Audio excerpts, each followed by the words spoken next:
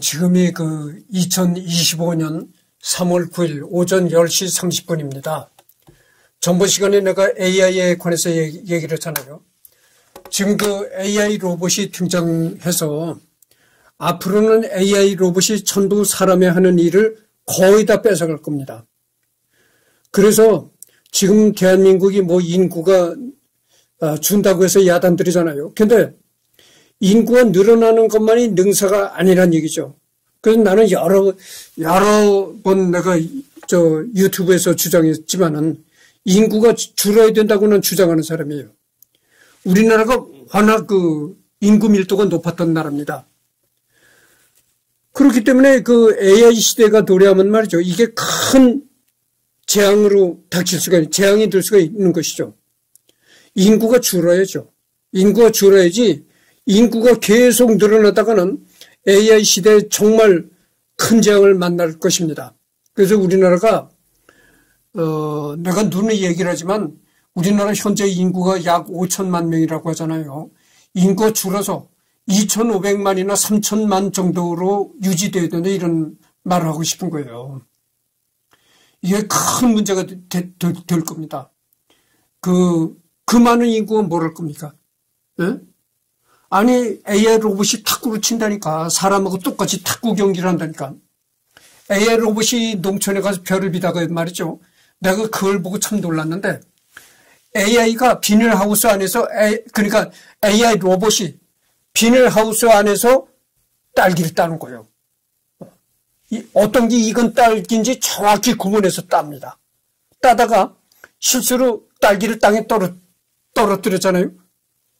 땅에 떨어졌으면 그 로봇이 허리를 굽혀가지고 땅에 떨어진 딸기를 줍는다니까. 그 정도 사람하고 똑같이 인지 기능을 가지고 있어요. 로봇에다가 AI를 접목시키는 겁니다. 인공지능을. 에? 그런데도 인구가 늘어나야 된다는 얘기입니까? 무턱대고 인구가 늘어나면 그 인구를 어떻게 할 겁니까? 큰 재앙이 될 겁니다. 그래서 우리나라가 그동안 인구 밀도가 굉장히 또 높았었거든요. 그래서 인구 밀도도 줄여야 되고 여러 가지로 생각했을 때 인구가 줄어야 된다. 이걸 내가 꾸준히 주장하는 사람이에요. 어떤 사람은 또 그래요. 대한민국이 소멸한데 참 웃기는 별 걱정을 다 하셔. 왜 소멸합니까? 그래서 인구가 줄다 보면 이 치열했던 경쟁력도 생존에 대한 경쟁력도 완화가 되고 그래서 사람이 웬만큼 살기 좋아지면요. 또 애를 낳게 되는 겁니다. 여러분 길을 가다가 내리막길이 있으면은 언제까지 계속 내리막길이 진행되는 게 아니거든요. 얼마쯤 내리막길을 가다 보면 오르막길이 또 나오는 겁니다. 그게 세상의 이치예요. 그래서 인구가 줄어가지고요. 생존 경쟁이 덜 치열해지면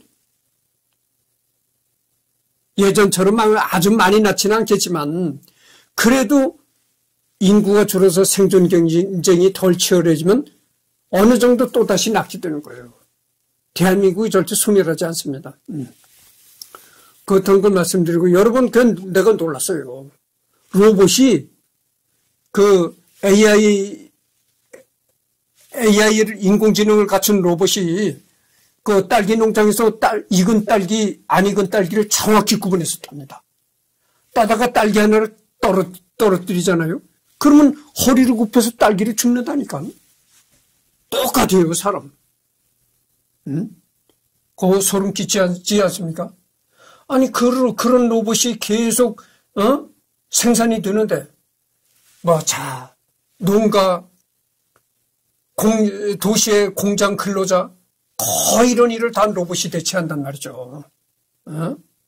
근데도 계속 사람이 늘어나야 된다고 애를 낳아야 된다고 주장할 겁니까? 그 애를 많이 낳으면 어떻게 할 거예요? 큰 재앙이 될 겁니다. 바흐가 활약한 도시인 독일의 라이프치히에서 매년 10일간 바흐를 기리는 페스티벌이 개최된다. 라이프치히 바흐 축제는 1723년부터 1750년까지 라이프치히 주요 교회 4개 합창단이 합창장을 역임한 요한 세바스티안 바흐를 기념해 개최되는 클래식 음악 페스티벌이다. 페스티벌 시작일은 부활절이 끝나고 7번째 맞이하는 일요일로 보통 6월에 개최되지만 4월 말에서 5월에도 열리는 등 시작일은 조금씩 변동이 있다. 라이프치히 바흐 축제에선 바흐가 작곡한 음악을 중심으로 매년 다른 주제로 클래식 작곡가들의 작품을 선정해 연주한다.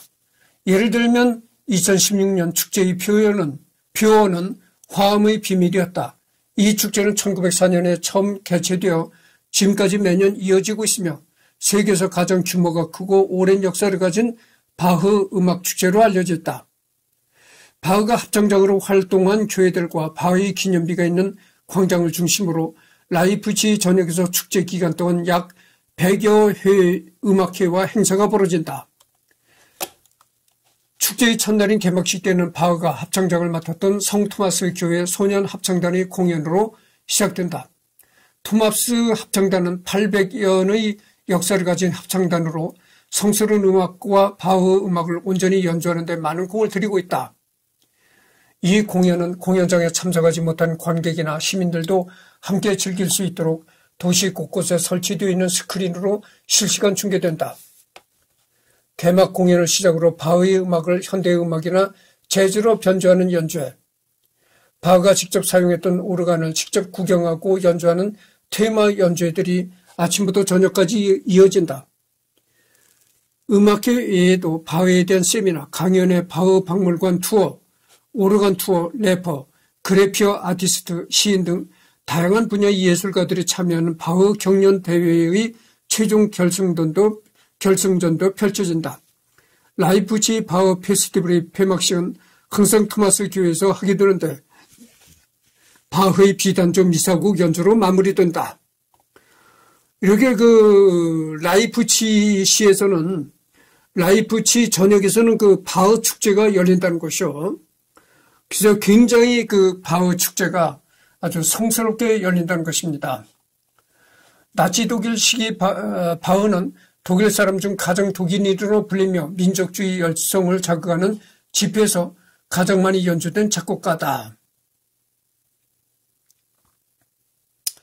바흐의 곡들은 히틀러 유겐트 멤버들에 의해 공연되었고 거의 매일 라디오에서 연주되며 정치적으로 이용되었다. 당시 바흐의 인기는 1935년 독일 전역의 여러 도시에서 게빌스와 아돌프 히틀러가 직접 참석한 라이프치히 레히히 바흐 축제에서 정점을 찍었다. 바흐의 20번째 생일을 기념하기 위해 축제가 조직되었다. 이때 나치는 루드비 판 베토벤과 같은 다른 유명한 독일 출신 음악가들도 정치적으로 이용해 먹었다. 이 독일의 나치, 독일의 나치 정권 있잖아요. 히틀러 나치 정권이 바흐 음악을 그렇게 연주하겠다는 거죠.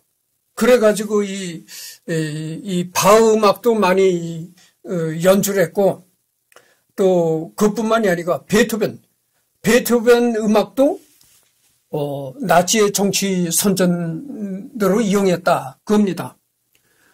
그래서 독일의 나치 정권 히틀러는 바흐도 이용해 먹었고 베토벤도 이용해 먹었다 이런 얘기가 되겠습니다. 네. 단일 작곡가는 최대 규모의 전집 음반이 도이치 그라모폰과 데카를 통해 2018년 11월 9일 발매됐다. 이 도이치 그라모폰과 이 데카는 음반업체에서 참 유명하죠. 세계적인 음반 제조업체이자 판매하는 그런 업체입니다. 총 222CD 규모의 이 전집 음반은 2년간의 연구와 선곡 과정을 거쳐 탄생한 결과물로 바흐 연구회와 32개 레이블의 협업으로 이루어졌다. 원전 음악의 주의자로 잘 알려진 존 엘리엇 가디노의 서문이 수록되었고 작품별 해설에는 니콜라스 캐니언이 감수에 참여하였다. 이 앨범은 요한 세바스티안 바흐의 탄생 333주년을 기념하여 발매되었다. 333이라는 기록적인 숫자는 앨범의 방대한 규모를 나타내기도 하지만 바흐의 종교적인 신념을 담고 있기도 하다. 앨범의 3이라는 숫자는 바흐의 루턴교회에 대한 신앙심이 반영된 기독교의 삼위일체 교리를 상징한다. 총 5,533트랙으로 이루어진 이 앨범은 재생시간만 16,926분에 달한다. 감이 오지 않는다면 약 12일 동안 바흐만 주구장창 들어야 하는 앨범을 다 끝낼 수 있다. 바흐 333은 바흐 작품의 모든 곡들을 담아내어 그의 음악 세계를 소개하고 음악 시간, 시각자료, 온라인 매체 등을 통해 다양한 방식으로 그가 음악계에 끼친 영향에 대해 보여준다. 다니엘 작곡가는 최대 규모로 2년 전 세계적인 성공을 거두었던 기획 앨범 모차르트 225를 뛰어넘는 압도적인 크기를 보여준다. 바흐의 작품 전집에는 750명의 엄선된 연주자와 앙상블의 연주가 수록되었고 수록된 녹음 레이블은 소니, 워너, 데논, 아르모니아 문디 등 32개의 레이블을 아우른다. 앨범에는 2권의 하드커버 책자가 수록되었다. 생애이라는 제목의 1권에는 풍성한 사포와 함께 저명한 바흐 연구가인 도로시 슈레더가 쓴 전기가 수록되었고 바흐 연구회의 최신 연구가 담긴 13편의 에세이가 담겨있다. 음악이라는 제목의 2권에는 바흐 연구회의 회장인 크리스토프 울프의 에세이를 시작으로 니콜라스 캐니언의 작품별 해설이 실려있다. 또한 전체 가사집과 영문 번역, 주요 작품의 악보 사본과 바흐 연구의 혁신적인 디지털 자료를 포함한 온라인 가이드가 수록되었다. 특히 이 전집에는 바흐 연구의 가장 최근 연구와 함께 2019년에서 2020년에 출판될 예정인 BWV3 카탈로그가 반영되었다. 바흐의 생애는 존 엘리엇 가디노의 90분 분량의 BBC 영상 DVD, 바흐 열정적인 삶을 통해서 생생히 담아낸다. 앨범의 색상별 구분은 성악, 건반악, 관현악, 기악의 4가지 장르 구분과 함께 연대기로 구성되어 있다. 다양하고 풍성한 내용을 쉽게 접할 수 있는 구성이다. 또 전집에서는 그동안 한 번도 공개되지 않았던 6개 합창곡과 찬송가와 베토벤의 유일한 바흐 편곡 작품이 수록되어 눈길을 끈다. 또한 한국인이 가장 사랑하는 클래식 음악 중 하나인 무반주 바이올린을 위한 소나타와 파르티타가 바로 그 바이올리니스타 줄리아노 카르 미뇰라의 연주로 수록되어 팬들이 기대를 받고 있다. 바흐 인터랙티브와 바흐 애프터 바흐라는 제목의 16개 CD는 바흐 음악의 경험을 풍성하게 하는 중요 자료들과 모차르트와 베토벤에서부터 오늘날까지 아르보 페르트와 제르지 구르타게 이르기까지 여러 작곡가와 그들의 작품에 끼친 바흐의 특별한 영향을 담았다. 또한 스테판 그라펠리, 스탄 게츠, 자크 루시에, 빌 에반스 등 재즈, 월드 뮤직의 연주가 담긴 곡과 현대의 작곡가와 연주자의 바흐 작품이 재해석이 담긴 뉴 칼러 오브 바흐 앨범이 함께 실려 흥미를 더한다. 현재 일본 바이올리니스트 사토 슌스케가 이끄는 협회인 네덜란드 바흐 협회에서는 현재 올 오브 바흐라는 바흐 탄생 333주년 프로젝트를 진행 중이다. 오는 2021년까지 바흐의 전곡을 연주하고 그 영상을 유튜브에 공개하는 대장정이다. 유튜브 링크 또 완성을 목표로 한 2021년이 협회 창단 100주년이 되는 해이기 때문이다. 처음 시작은 단순하고도 원대했다. 바흐가 남긴 최고의 걸작인 마태 순환곡을 연주하기 위한 것이었다. 창단 이듬해 4월 그리스도 순환 이래 이들이 첫 마태그 순환곡이 봉헌되었다. 그것을 시작으로 역사상 첫 마태 순환곡 녹음이 네덜란드 거장 빌럼 맹헬베르흐의 지휘로 이루어졌다. 그러나 이때는 무려 450명의 합창단이 동원되어 바흐 당대의 모습과는 거리가 있었다. 그래서 이제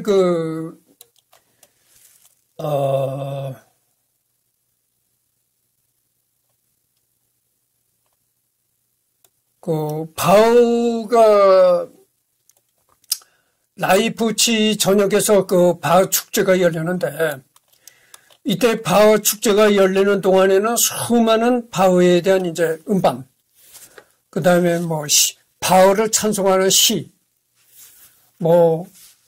그다음에 음악회, 하여튼 상당한 이 바흐에 대한 모든 부분에 걸쳐서 굉장한 페스티벌이 진행되고 있다는 거죠. 그러니까 이 축제가 얼마나 크고 원대한 축제인가 알 수가 있는 것이죠. 수학적인 사고를 작곡에 적용했다고 평가되기도 한다. 그의 풀가들 중 상당수는 수학적으로 치밀한 구조를 가지고 있어서 학술적인 분석의 대상이 되기도 한다. 수학, 과학, 교양서인 게델, 에시오 바흐는 바흐의 풀가에서 나타나는 재규적 구조에서 영감을 받았다.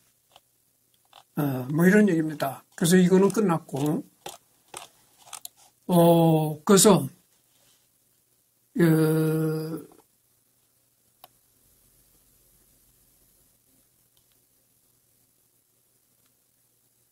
생애가 있고, 이렇습니다. 가족관계, 그래서,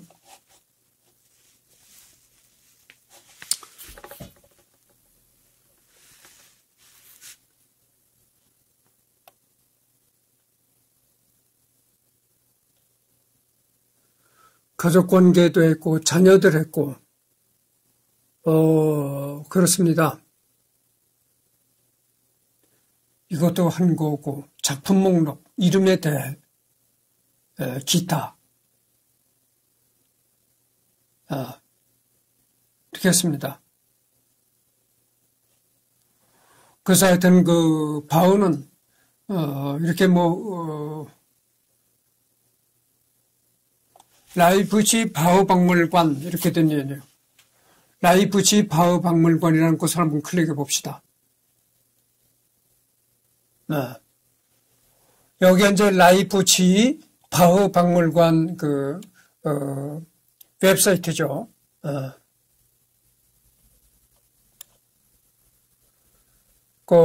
바흐가 친필 악보 이런 거네요.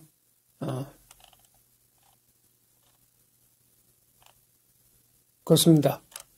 그래서 지금 17분을 경고했는데, 바흐는 이것으로서 이제 끝났습니다. 끝났고, 바흐가, 클래식 음악계의, 클래식 음악사의 중요한 인물이면은 틀림이 없죠. 그렇습니다. 그래서, 바흐가 이렇게, 클래식 음악계의 중요한 인물이었고, 그 뒤를 이어서 이제 핸델, 그 다음에 모차르트, 베토벤 이런 식으로 훌륭한 클래식 음악사의 별들이 줄줄이 이제 나오기 시작했습니다. 그래서 바흐는 끝났고요. 다음에는